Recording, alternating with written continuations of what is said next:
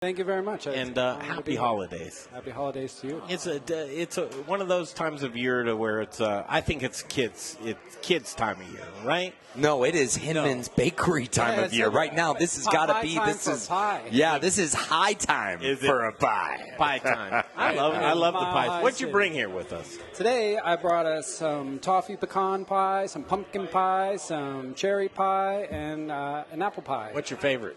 My favorite pie is cherry pie. Cherry pie is the one that started it all for me. Oh my goodness! Can we have like a pie eating contest with you, man? Could we blow it out and have like Hinman's Bakery pie eating contest? Let's do it. Actually, Big modern eater. You can line them all up right here. Yeah, Biker Jim hot dog eating contest with the dessert contest. Ooh, right behind it. I like this. Hot dog is a pie kind of deal. 5 minutes hot dogs, 5 minutes pies. Yeah. This can get really dirty really fast. Guys, we're all hype right now, but there's actually folks out there that are listening and going, you know what? Forget you guys. I got nothing.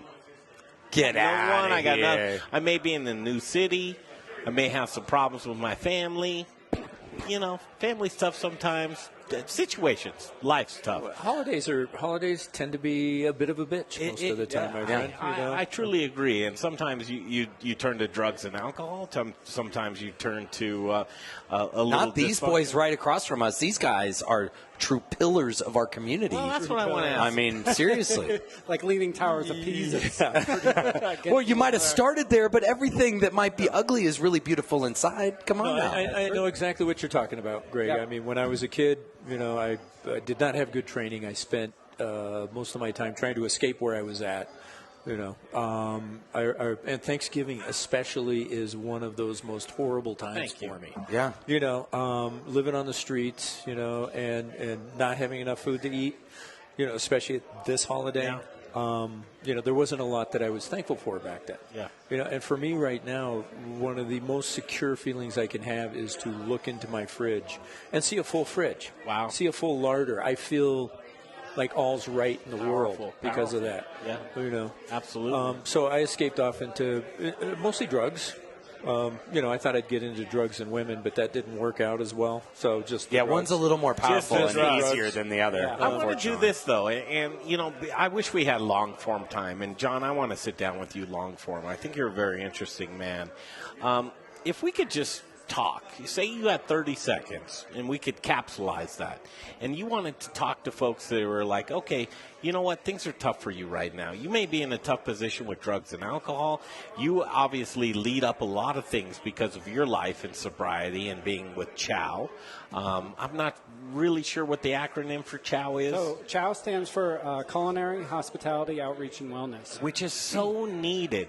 But what do you say with folks that would like 30 seconds of your time to say, there's a voice, there's something for you, and I think you're a great steward of that voice. Jeez. In 30 seconds, how do I explain how I live today? You're not alone. I'm not alone. Not alone. You can take I it have a minute. a bounty of friends. So like every day is like Thanksgiving for me. I might live alone, but I am not alone in my life. And I'm open with my life, and I'm not afraid to share, and that's a huge thing. With CHOW, that's kind of the main point of CHOW is to get people together to hear your story coming out of somebody else's mouth. The power of that to realize that you're not alone is huge. So those that are alone, though, and I don't mean to be sobering right now, but I think it's a very important point. We're going to cut this out. I think this can be a great standalone. For those that are alone and say, you know what, John, great. You have a lot of friends. You have a lot of family. I don't. Is CHOW that outlet? Well, CHOW was started for people in the restaurant community, to come and talk about what's going on with them. We are in this great hospitality industry where we are making your Thanksgiving dinners, but behind that, 4,000 people in the restaurant business are committing suicide a year, just to serve you your wonderful Thanksgiving meal. Mm-hmm. And that's a really tough thing to swallow. Well, isn't there a correlation too? I mean, John, on that isn't one of the outlets for people who really have depression about how do I make everyone happy around me, as opposed to deflecting about making me happy. Being a pleaser. Yeah. And so it's the industry really attracts. Yeah. I mean, and it's hard because these people put their passion, right? I mean, you two built businesses. You built your careers off of passion. Mm-hmm. Yeah, we did. Yeah, Jim, what do you do with folks that say, I just want to know what the next step is? Well, the next step is to, as tough as it may seem, is realize once so many people feel the same way you do. Mm-hmm. There are communities out there of people that, have been where you're at, feel the way that you do, have been able to find some recovery from that, whether it's depression, whether it's addiction, whether it's, gambling, sex, whatever you use to escape from what's going on inside. And reach out and talk to these people and find out that you're not terminally unique, that what you're living with, so many people live with. I listen to a lot of podcasts. I listened to a podcast with Tony Robbins one time and Russell Brand. And Tony Robbins is talking about how he works with presidents of countries and CEOs, and they all feel that, that soul-deadening, gravity-filled world on occasion. And what it takes is practice to not succumb to that.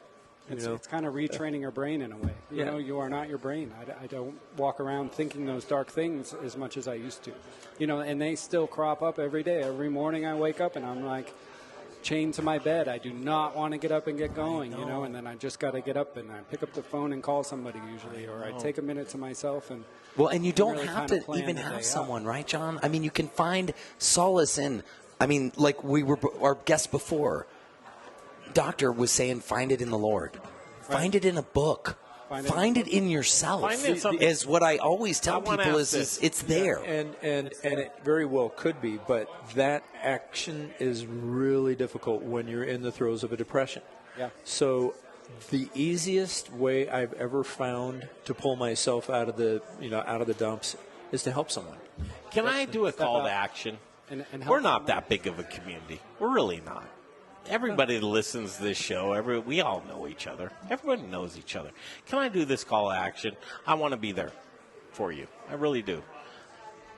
Biker Jim, John Hinman, Brian Freeman, I'm offering myself to you personally.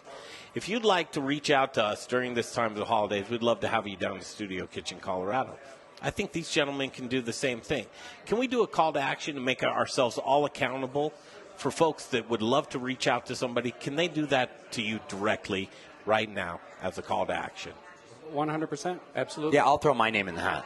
Put our number, put my number. If you guys want, put our numbers on the Facebook page. If you need someone to reach out to over these holidays, give me a call. I will answer the phone. We have a family for you, and they're right today here. I live, I'm not afraid to answer the phone. I get random numbers all the time, and it used to be like, oh, don't know who that is. They must be chasing me, da-da-da. And today I'd say, hi, it's John. I don't have that fear today. Thank you, John. And one of the things that we were talking about, too, to get out of depression is, like, I get up every morning and I write 5 things I'm grateful for. Mm-hmm. And that immediately switches my attitude a little bit. Well, and sometimes I carry that around in my back pocket, that list I make. So when I do get a little crazy, I'm like, oh, yeah, there's all this. Yeah. One thing that I took away just now, don't be afraid. Don't be afraid. There is a different way. There's a better way. And it doesn't need to end in disaster. We're all here together. It's a very sobering moment, but I think we all need to appreciate what we're living. Biker Jim, you are somebody that I look to on a daily basis. You're a friend. Again, we have a responsibility of being a steward of this community, and I think none better. John Hinman, I encourage people to know more about Chow. How can people do that? Chow, we have a website now. It's chowco.org, CHOW. They have a website now. .org. And we also have a Facebook page you can look up on. And we meet every Monday night at 14th and Ogden at 6 p.m.